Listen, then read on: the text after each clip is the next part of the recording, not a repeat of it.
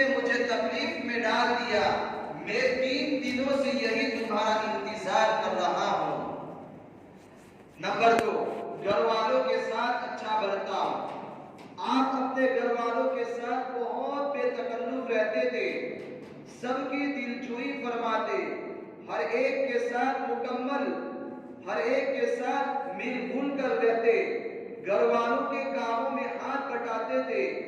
آپ کا معمول تھا کہ ہر روز تمام ازواج مطہرات کے گھر میں تشریف لے جاتے، ہر ایک کے پاس تھوڑی دیر ٹھہرتے۔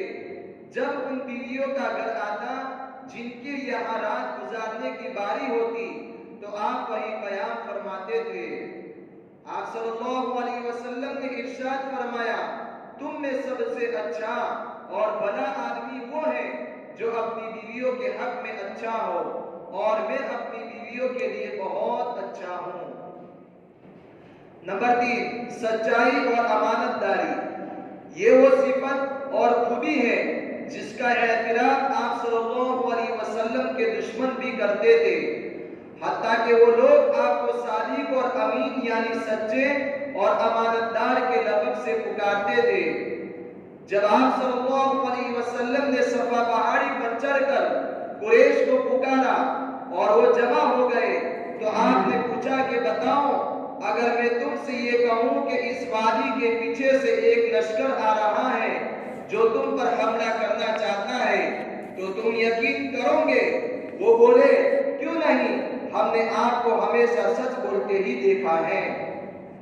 حضرت عبداللہ بن سلام رضی اللہ تعالیٰ عنہ جو ابھی تک مسلمان نہیں ہوئے تھے، آپ کو دیکھتے ہی پکار اٹھے، یہ چہرہ کسی جھوٹے کا نہیں ہو سکتا۔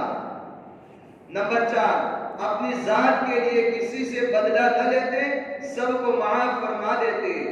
آپ صلی اللہ علیہ وسلم کی ذات گرامی میں عفو و درگزر کی صفت بہت زیادہ پائی جاتی۔ بے شمار لوگوں نے آپ صلی اللہ علیہ وسلم کو سخت سے سخت تکلیفیں پہنچائی، مگر کسی نے آپ نے کبھی بدلہ نہیں لیا۔ حضرت عائشہ صدیقہ رضی اللہ تعالیٰ عنہ فرماتی ہے کہ رسول اللہ صلی اللہ علیہ وسلم نے اپنی ذات کے لیے بدلہ نہ لیا، ہاں جب آپ صلی اللہ علیہ وسلم اللہ تعالیٰ کے احکام کی بے حرمتی دیکھتے تو اللہ کے لیے اس کا انتقام لیتے۔ بخاری شریف کی روایت ہے، ایک مرتبہ آپ صلی اللہ علیہ وسلم کہیں جا رہے تھے، راستے میں ایک دیہاتی آپ کے پاس آیا اور آپ کی چادر پکڑ کر اتنی زور سے کھینچی کہ آپ کے مبارک گلے میں چادر کا نشان پڑ گیا۔ پھر اس نے کہا، اے محمد صلی اللہ علیہ وسلم، آپ کے پاس جو اللہ کا مال ہے اس میں سے مجھے بھی دینے کا حکم دیجیے۔ وہ آپ کے ساتھ ایسی گستاخی کے ساتھ پیش آیا، مگر آپ نے اس کو کچھ نہیں کہا، بلکہ مڑ کر دیکھا اور مسکراتے ہوئے اس کو بخش دینے کا حکم دیا۔ سخاوت اور دریا دلی۔ آپ صلی اللہ علیہ وسلم سب سے بڑے سخی اور اللہ کی راہ میں مال خرچ کرنے والے تھے۔ حضرت جابر رضی اللہ تعالیٰ عنہ بیان کرتے ہیں کہ کبھی ایسا نہیں ہوا کہ آپ صلی اللہ علیہ وسلم سے کچھ مانگا گیا ہو اور آپ نے نہیں فرمایا ہو۔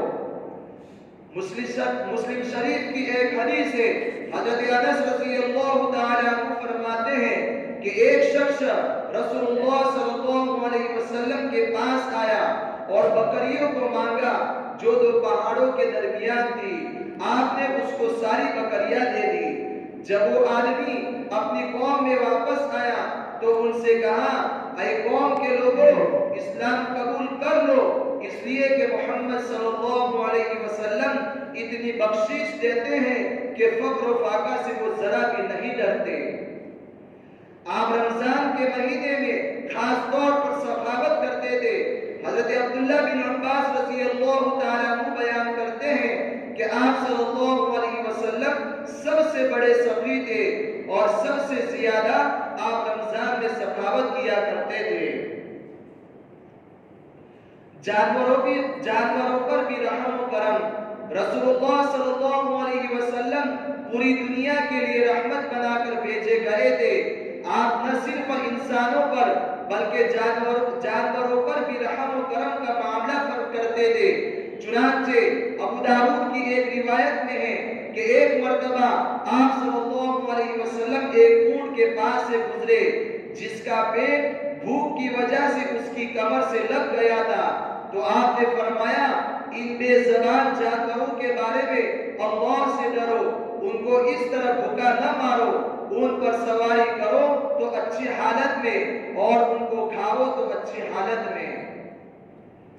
ابو داؤد ہی کی ایک روایت ایک دوسری حدیث میں ہے کہ ایک مرتبہ آپ سفر میں تھے، کسی صحابی نے ایک چڑیا کے 2 بچے پکڑ لائے، چڑیا بچوں کی محبت میں ان کے آس پاس اڑنے لگی۔ آپ صلی اللہ علیہ وسلم نے دیکھا تو فرمایا اس کے بچوں کو کس نے پکڑ کر اس کو بے قرار کر دیا ہے، ان کو فوراً چھوڑ دو۔ بعض صحابہ نے چڑکیوں کا گھر جلا دیا تھا، آپ کو معلوم ہوا تو فرمایا اس کا گھر کس نے جلایا ہے؟ انہوں نے کہا ہم نے ہی ایسا کیا ہے۔ آپ نے فرمایا آگ کی سزا دینا صرف اللہ ہی کو زیب دیتا ہے۔ بچوں پر شفقت و محبت، آپ صلی اللہ علیہ وسلم بچوں پر نہایت شفقت فرماتے۔ ایک دن آپ صلی اللہ علیہ وسلم اپنے نواسے حضرت حسن بن علی رضی اللہ تعالیٰ عنہ کو بوسہ دے رہے تھے۔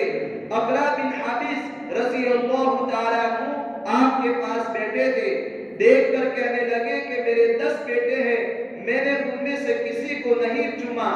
آپ نے اس کی طرف دیکھا اور فرمایا جو رحم نہیں کرتا اس پر رحم نہیں کیا جاتا۔ اسی طرح ایک دیہاتی آپ کے پاس آیا اور کہنے لگا کہ آپ بچوں کو چومتے ہیں، میں نہیں چومتا۔ آپ صلی اللہ علیہ وسلم نے فرمایا جب اللہ تعالیٰ نے تمہارے دل سے رحمت نکال دے تو میں کیا کر سکتا ہوں۔ غریب لوگوں کے ساتھ اچھا برتاؤ، اللہ تعالیٰ نے آپ کی فطرت میں رحم و کرم کا جو جذبہ رکھا تھا اس کے ذریعے آپ نے مدد فرمائی اور اس طبقے کو خوب نوازا۔ ایک دفعہ آپ نے فرمایا تم مجھے اپنے کمزوروں میں تلاش کرو، تم کو اپنے ضعیف اور کمزور لوگوں کے بدولت ہی رزق دیا جاتا ہے۔ حضرت عبداللہ بن عمر رضی اللہ تعالیٰ عنہما کہتے ہیں کہ حضور صلی اللہ علیہ وسلم مسجد میں داخل ہوئے اور فقراء کے ساتھ بیٹھ گئے اور انہیں جنت کی خوشخبری سنائی تو ان لوگوں کے چہرے کھل اٹھے۔ میں یہ دیکھ کر سوچنے لگا کہ کاش میں بھی ان میں ہوتا۔ نمبر 9، غیر مسلموں کے ساتھ آپ کا برتاؤ۔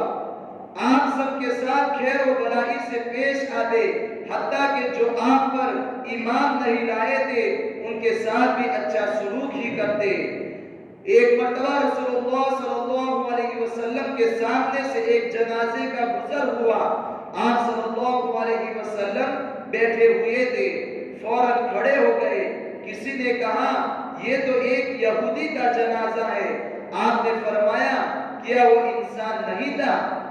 اسی طرح حدیث میں ہے کہ ایک یہودی لڑکا رسول اللہ صلی اللہ علیہ وسلم کے پاس آیا کرتا تھا، وہ بیمار ہو گیا تو آپ صلی اللہ علیہ وسلم اس کی عیادت کرنے کے لیے تشریف لے گئے۔